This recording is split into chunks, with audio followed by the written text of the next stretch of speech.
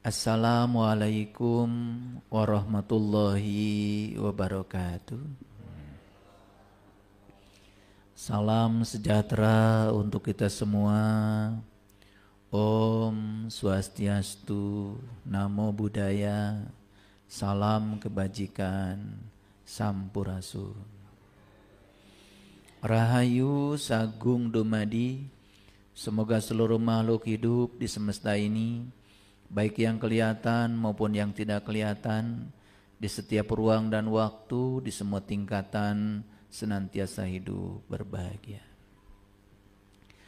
Semoga kita semua terus menjadi manusia-manusia yang berkualitas. Berkualitas pikirannya, berkualitas kata-katanya, berkualitas perilakunya.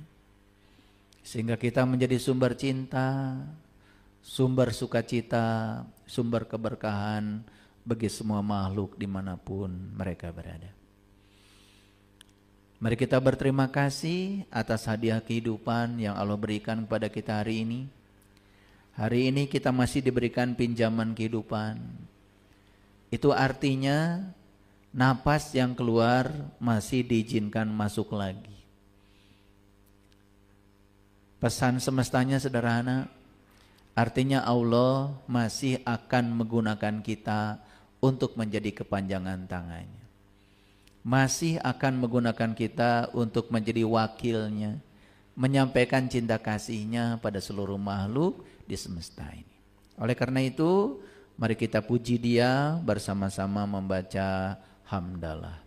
Alhamdulillahi Rabbil Alamin.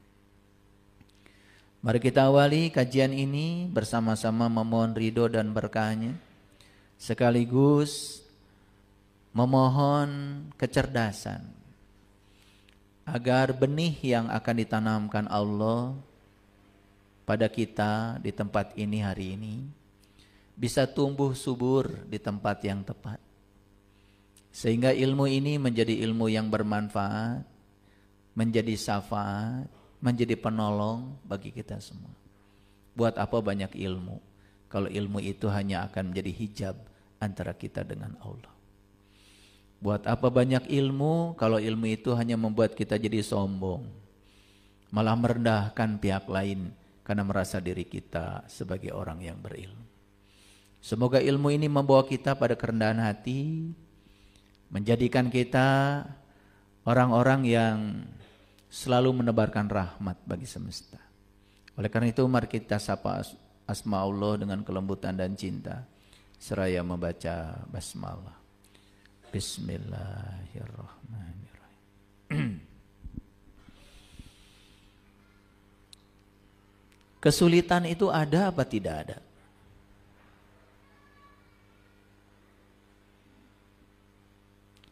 Kesulitan itu ada atau tidak ada? Bisa ada, bisa tidak ada. Bagi siapa kesulitan itu ada? Bagi mereka yang sempit sudut pandangnya. Bagi mereka yang sudah luas sudut pandangnya, kesulitan itu tidak ada. Bagi orang yang sempit sudut pandangnya, kesulitan itu menjadi beban. Bagi orang yang luas sudut pandangnya, kesulitan itu malah jadi tantangan. Coba orang yang sempit sudut pandangnya, lama dia pakai HP yang jadul. Ada yang ngasih hadiah HP baru. Orang yang sempit sudut pandangnya, betul nggak? Saya itu kalau dikasih yang baru susah, nanti saya harus menyesuaikan lagi. Padahal HP baru lebih canggih. Itulah orang yang sempit sudut pandangnya. Tapi orang yang selalu optimis, menganggap kesulitan itu sebagai tantangan, dikasih HP baru, riang sekali. Alhamdulillah, nanti kalau saya kirim video tidak lama lagi. Nanti kalau saya kirim berita dengan HP yang canggih tidak lama lagi. Oh, berarti aplikasi yang bisa saya install di HP saya lebih banyak lagi. Dia Bahkan kesulitan itu dijadikan sebagai tantangan. Itu bedanya. Nah, ada pertanyaan sederhana sebelum saya kajian hari ini. Masih ada nggak dalam hidupnya merasakan hidup itu sebagai beban? Masih ada? Masih ada? Oke. Ya, tidak usah dijawab keras-keras. Karena saya juga udah tahu. Kan dari wajahnya kelihatan ya. Yang hidupnya beban dengan yang hidupnya sudah penuh dengan sukacita. Kelihatan. Ya. Nyanyi nggak bisa. Joget nggak bisa. Ada musik padahal sudah jiwanya itu sudah meronta-ronta pengen joget.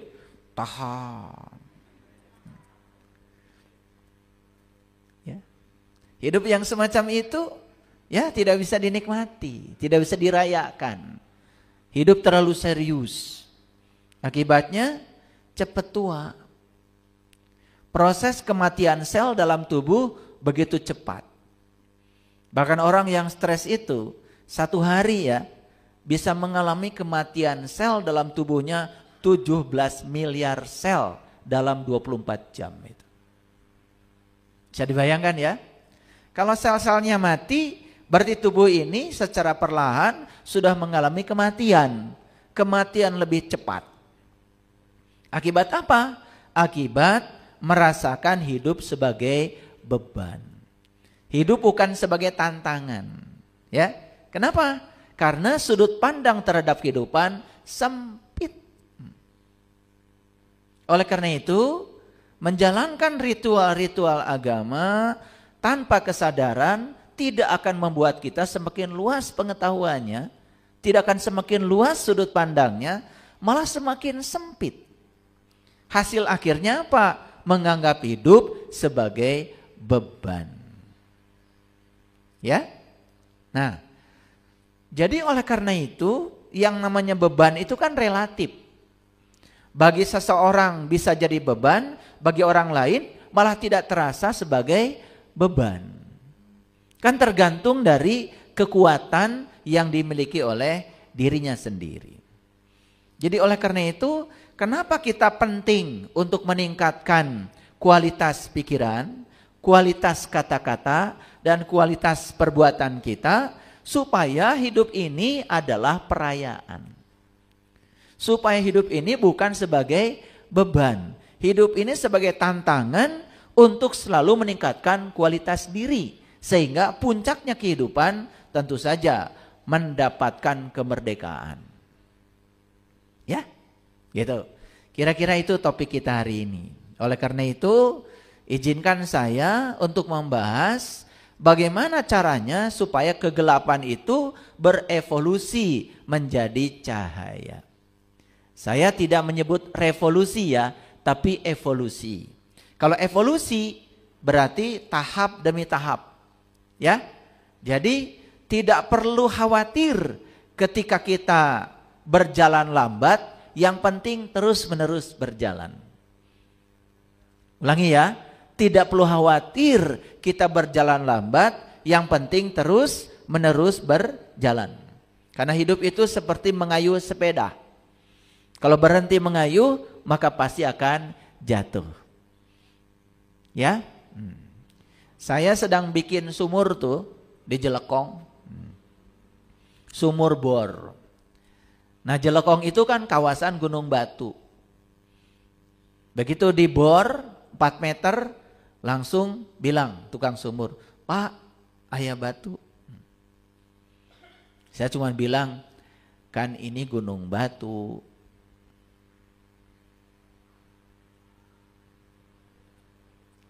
Terus saya bilang, "Mau pindah?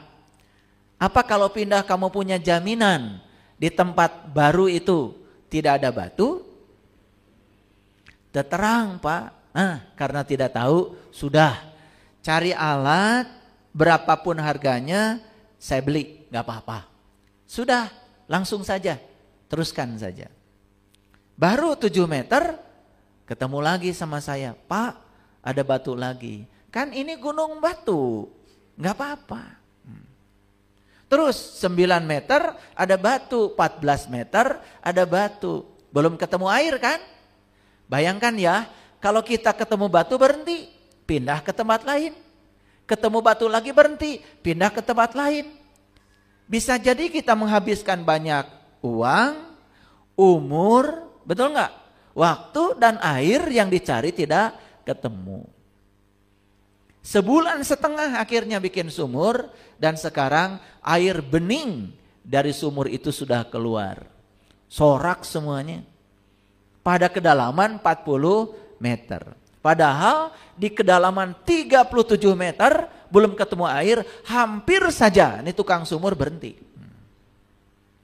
Nah, kita itu sering berhenti di saat kesuksesan hampir datang menjelang karena kita tidak punya sudut pandang yang luas. Berbeda sedikit dengan pasangan, bukan diteruskan, malah berpikir cari yang baru. Sama seperti bikin sumur, mual angges-angges. Gak akan beres-beres. Nah, ketika kita meninggalkan ya semua perjuangan kita yang lalu karena ada hambatan, apa yang terjadi? Kita tidak dapat apa-apa. Bayangkan ya, kalau si tukang sumur itu berhenti pada kedalaman 37 meter, padahal 3 meter lagi dia akan mendapatkan air. Kan dia juga tidak dapat bayaran dari saya. Betul nggak? Itulah gambaran kehidupan kita. Kita itu sering sekali berhenti di titik di mana yang kita cari hampir ketemu. Kadang-kadang kita sering berubah dengan apa kata orang tentang diri kita. Baru saja orang bilang ini itu, langsung sudah mundur, mengkerut. Kapan kita akan menjadi seorang pemberani kalau kita tidak berhadapan dengan situasi yang menakutkan? Karena keberanian itu hanya akan muncul kalau kita bisa melewati situasi yang menakutkan. Yang penakut selamanya akan penakut. Makanya saya sering mengatakan, hanya orang yang berani tersesat yang tidak akan tersesat dalam hidup ini.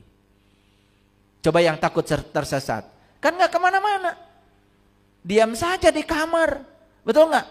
Merasa paling benar. Lalu tidak mau mendengar pengetahuan baru dari orang lain. Ya tersesat selamanya. Coba kalau keluar dari kamar. Gak apa-apa tersesat. Kan bisa nanya orang. Betul gak? Yang penting keluar dari kamar. Tersesat itu hanya terjadi apabila kita keluar dari kamar. Betul gak? Kalau diam di kamar kan tidak pernah mengatakan kita tersesat. Tapi selamanya tersesat. Hanya yang berani tersesat, yang tidak akan pernah tersesat. Itulah pentingnya keberanian. Ya, oke. Saya tahu ya, nggak usah ditanya. Jadi, yang disebut dengan makanan, hati-hati. Bagi golongan darah A, makanan tertentu bisa jadi nutrisi. Bagi golongan darah B, makanan tertentu bisa jadi racun. Contohlah yang sederhana, susu. Bagus kan? Ternyata menurut riset, susu bagi golongan darah A itu bisa jadi racun. Kecuali difermentasi dulu, baru jadi nutrisi. Tapi bagi golongan darah O, susu diminum langsung, ternyata itu jadi nutrisi.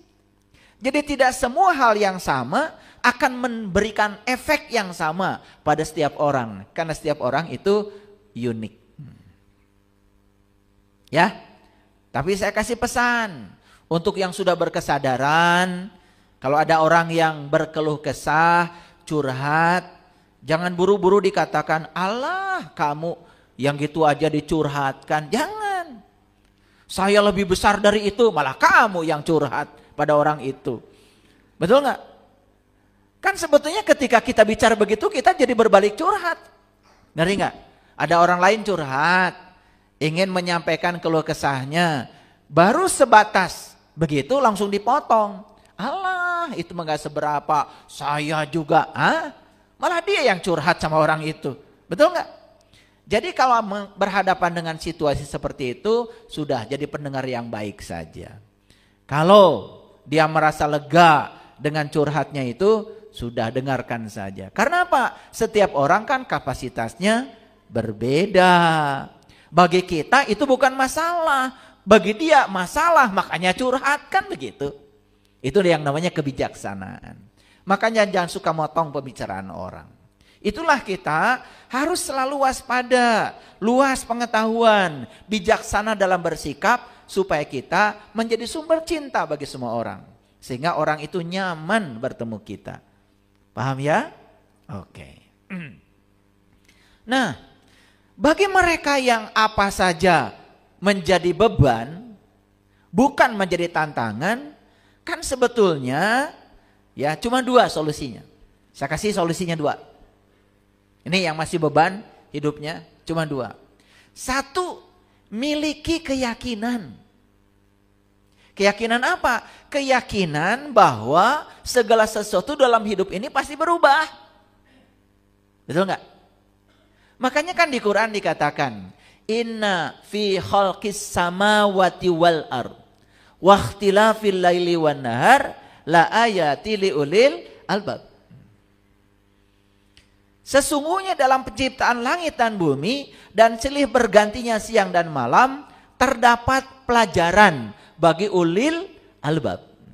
Awas ya. Pelajaran bagi ulil albab. Makanya kalau ingin menangkap pelajaran dari penciptaan langit dan bumi dan silih bergantinya siang dan malam, buru-buru jadi ulil albab sekarang. Tahu ulil albab?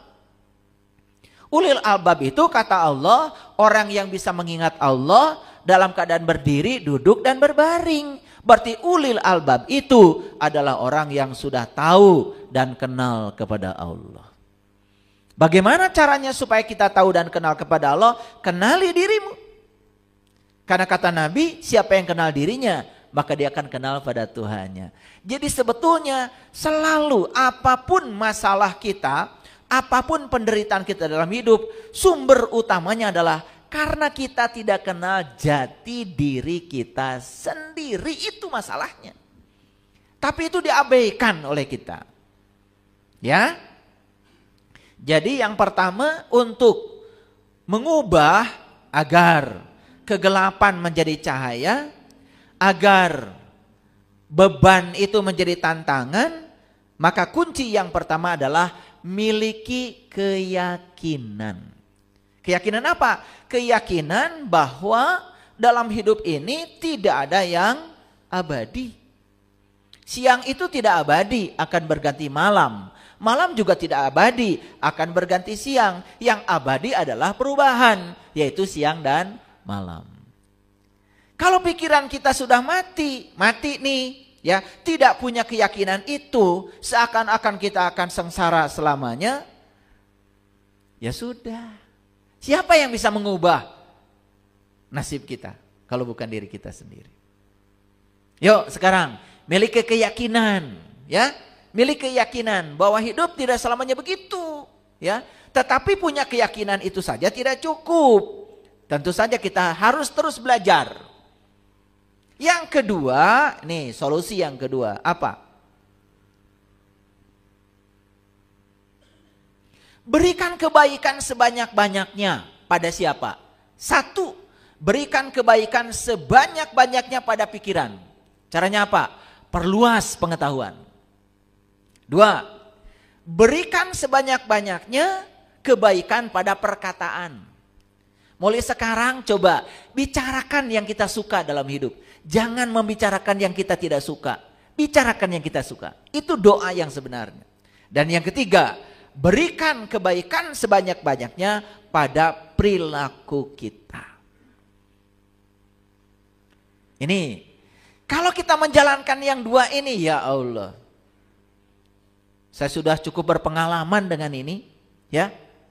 Ternyata kegelapan pun secara perlahan akan berevolusi menjadi cahaya. Kan bagi orang kreatif, betul? Sampah saja bisa menjadi sebuah hiasan yang bagus. Sampah itu kan kegelapan. Ketika dengan kreativitas diubah ya secara kreatif menjadi menjadi kerajinan yang menakjubkan. Jadi sebetulnya di semesta ini ya tidak ada yang konstan, tidak ada yang statis, semuanya dinamis, terserah kita sendiri. Nah, mau menjadikan beban sebagai, mau jadikan kesulitan sebagai beban, atau menjadikan kesulitan sebagai tantangan. Itu pilihannya ada pada diri kita. Pilihannya ada pada diri kita. Oke, saya kasih ilustrasi sederhana ya. Kalau saya memasukkan garam 1 sendok pada air 1 gelas, kemudian diaduk, apa yang terjadi? Asin. Bisa nggak kita mengambil lagi yang 1 sendok itu dari air 1 gelas itu? Bisa? Susah. Nah, gimana caranya supaya tidak terasa asin? Gimana caranya? Tambah lagi airnya. Tambah lagi airnya. Tambah lagi airnya. Tambah lagi airnya. 1 drum airnya ditambahkan. Masih asin? Apakah yang 1 sendok dari air itu kita keluarkan? Tidak. Yang 1 sendok tetap tinggal dalam air. Tapi sekarang airnya ditambah. Apa yang terjadi? Karena ditambah airnya, yang 1 sendok tidak terasa asin lagi. Seperti itu beban hidup bagi orang. Maaf ya, ekonomi susah. Badan sakit-sakitan. Ya, rumah tangga banyak konflik. Dengan orang lain juga banyak konflik. Negatif semua hidupnya. Persis seperti garam 1 sendok. Gak bisa dikeluarkan. Gak bisa. Karena itu karmamu. Itu datamu. Gak bisa dikeluarkan. Yang bisa dilakukan adalah tambah air. Tambah air. Tambah air. Jadi yang bisa dilakukan adalah menambah kebaikan. Tambah kebaikan pada pikiranmu. Ngaji kesadaran. Kayak gini. Ya. Jadi sesekali ngaji itu ngaji kesadaran. Ya. Saya tidak merendahkan yang ngaji ngapalin ini, ngapalin itu, baca ini sekian kali, nanti utang lunas. Ya terserah itu kalau percaya. Betul nggak? Malah terlalu banyak baca itu bukan nggak lunas, bukan utang lunas. Malah yang terjadi utang tambah banyak, kan nggak kerja. Betul nggak? Kan aneh. Betul nggak? Baca ya rojak 1 juta kali, ya tambah gak kerja. Malam gak tidur, besok mau kerja pusing, kelayangan. Betul gak? Memangnya duit itu punya kaki? Kan gak punya. Uang itu harus dijemput dengan tangan kita. Betul gak? Kalau ingin banyak uang, 1, jemput uang itu karena gak punya kaki. Yang kedua, belajar berbagi, belajar memberi, uang akan datang. Karena rezeki itu seperti ayam. Kalau ayam dikejar, mau ditangkap susah. Tapi kalau kita menabur beras, ayam datang. Kayak gitu. Jadi kalau kita kesulitan selama ini 1, tanya dirimu. Jangan-jangan itu rezeki yang Allah titipkan padamu hanya untuk dirimu sendiri. Lupa berbagi kepada orang lain. Bahkan untuk diri sendiri saja, pelitnya auzubillah. Hidup kayak gitu, gak bisa dinikmati. Jangan dikira loh, orang yang mengumpulkan rezeki itu dikira bahagia. Tidak. Ya. Bahkan rezeki banyak bagi orang yang sempit sudut pandangnya malah jadi neraka. Tapi rezeki banyak bagi orang yang luas sudut pandangnya jadi surga. Coba, dulu sebelum punya apa-apa kan biasa. Setelah punya apa-apa bikin benteng rumah tinggi-tinggi. Kan takut. Betul nggak? Kenapa takut? Takut dirampok, takut diambil orang. Karena dia tidak pernah berbagi. Kalau kita berbagi kepada orang lain, semua orang di sekitar kita akan menjaga kita. Kita dijaga oleh mereka. Yang menjaga kita itu cinta kasih. Tidak usah cari ilmu teterak di kadek. Cari ilmu supaya eueuh nu ngadek. Itu yang namanya ilmu sakti itu. Jadi kesaktian itu adalah kebaikan kita. Karena kebaikan yang akan menjaga kita. Gak usah pakai pengawal. Gak usah pakai ngiung-ngiung. Gak usah. Gak usah. Semua orang di semesta ini sama pentingnya kok. Sama pentingnya. Jangan merendahkan orang. Jangan karena kita jabatannya tinggi merasa lebih penting dari orang lain. Gak ada pejabat kalau gak ada rakyat. Pagi-pagi semua orang juga sama ingin ke kantor. Sama pentingnya. Yang ke pasar sama pentingnya walaupun jualan. Bahkan bagi saya, orang yang tidak baik pun dibutuhkan oleh semesta ini. Betul nggak? Bagaimana kita bisa menjadi orang baik kalau tidak ada mereka? Bukankah kelihatan kita sebagai orang baik ketika kita bisa baik pada mereka? Kalau merekanya tidak ada, kita pun tidak bisa menguji seberapa baik kita. Betul apa tidak? Maka terima semua orang itu apa adanya. Jangan merasa diri lebih penting dari orang lain.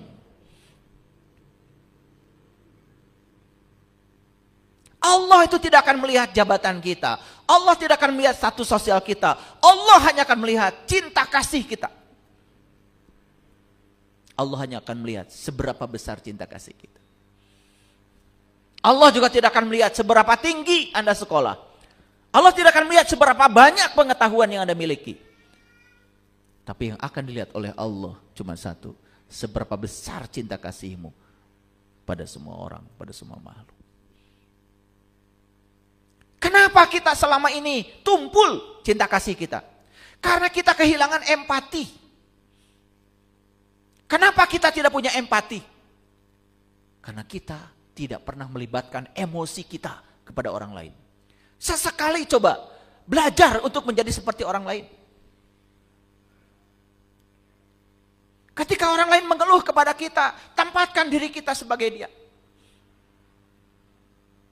Ketika orang lain susah, tempatkan sekali-kali kita menjadi dia. Asah empati kita. Asah empati kita. Itu yang akan kemudian membuat derajat kita semakin tinggi. Empati. Lihat orang lain susah, kita diam. Dan terus menerus hidup mewah. Tanpa ingat kepada orang lain. Kita sudah kehilangan empati. Nilai manusia terletak pada sisi kemanusiaannya. Dan kalau manusia sudah hilang kemanusiaannya, bagaimana dia disebut manusia?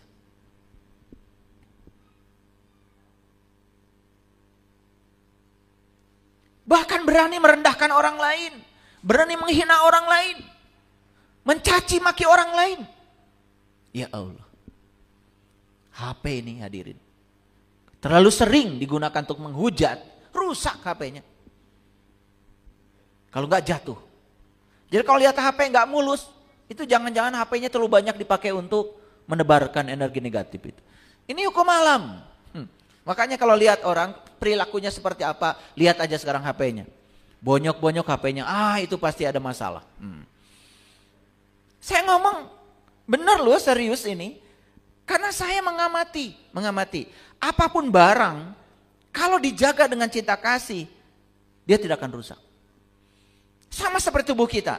Kalau dijaga dengan cinta kasih, kasih makanan yang layak buat tubuh ini. Kasih nutrisi yang bagus buat tubuh ini. Kasih pikiran yang bagus buat pikiran ini. Tubuh ini tidak akan sakit. Dia akan melayani kita. Jadi kalau tubuh sakit, berarti tubuh ini terlalu sering dipakai untuk melakukan sesuatu yang di luar kesenangan sang pemilik tubuh ini. Paham ya? Paham? Oke. Jadi terserah kita. Apakah kesulitan itu menjadi beban? Apakah kesulitan itu akan menjadi tantangan? Semua terserah kita. Makanya disitulah kita harus menambahkan. Apa tadi? Menambahkan kebaikan. Makanya cuma dua solusinya. Satu, miliki keyakinan bahwa segala sesuatu pasti berubah. Dua, miliki semangat untuk menambah kebaikan. Pada apa? Satu, pada pikiran. Dua, pada kata-kata. Tiga, pada perbuatan. Tambahkan sekarang kebaikan. Percaya sama saya. Sebesar apapun beban itu akan hilang dengan sendirinya. Sebesar apapun beban itu akan hilang dengan sendirinya. Dan ketika kita sudah tidak merasa terbebani, Berlaku hukum alam semesta, like attracts like. Yang serupa akan menarik yang serupa. Nih, jualan kok kusut terus, ya. Modal ditipu terus. Sederhana sebetulnya, karena kitanya masih kusut. Masih kusut, ya. Masih memandang kehidupan sebagai beban, bukan kehidupan sebagai tantangan. Clear sampai sini? Nah, kira-kira itulah judul kita hari ini. Kita akan belajar mengubah kegelapan menjadi cahaya. Kita evolusikan kegelapan menjadi cahaya. Kita evolusikan beban menjadi tantangan. Dengan apa? Tambahkan pada kita kebaikan. Satu, tambahkan kebaikan pada pikiran, banyak belajar. Dua, tambahkan kebaikan pada kata-kata, jaga mulut kita. Tiga, tambahkan kebaikan pada perilaku kita. Tambahkan. Sederhana kok, sederhana. Mau nambahkan kebaikan? Ya, sederhana. Sangat sederhana. Begitu pergi ke apotek, saya pernah menyaksikan seseorang lagi ngitung duitnya 2.000-an. Dia lihat resep, ngitung lagi duit. Dia resep, ngitung lagi duit. Saya bilang sama istri saya, kayaknya dia lagi bingung. Dah, ambil resepnya. Saya bilang, ambil resepnya. Mohon maaf ibu, boleh nggak resepnya dipinjam? Dah, sampai keluarlah tuh. Sekian harus bayar. Bayar. Begitu mau pulang, obatnya sudah diterima. Jangan nanggung kalau nolong orang. Kasih ongkos. Nangis tuh meluk saya, meluk istri saya. Dia tidak menyangka akan ada kejadian seperti itu. Coba, bisa nggak merasakan kebahagiaan saya saat itu? Uang saya tidak seberapa dibandingkan kebahagiaan yang saya lihat dari sorot matanya orang itu. Dia mau ngasihkan uang 2.000-an pada saya. Aduh, kanggo ibu mangga canak. Itu empati namanya. Empati. Coba belajar. Belajar menempatkan diri di posisi orang lain.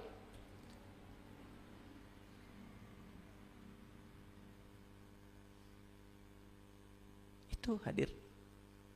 Belajar. Asah diri ini, asah. Kalau kita dapat berkah, rezeki berlimpah, hati-hati, bukan untukmu. Itu titipan dari Allah, titipan, titipan. Akan dihadirkan orang-orang yang datang kepadamu untuk minta tolong. Tolong mereka.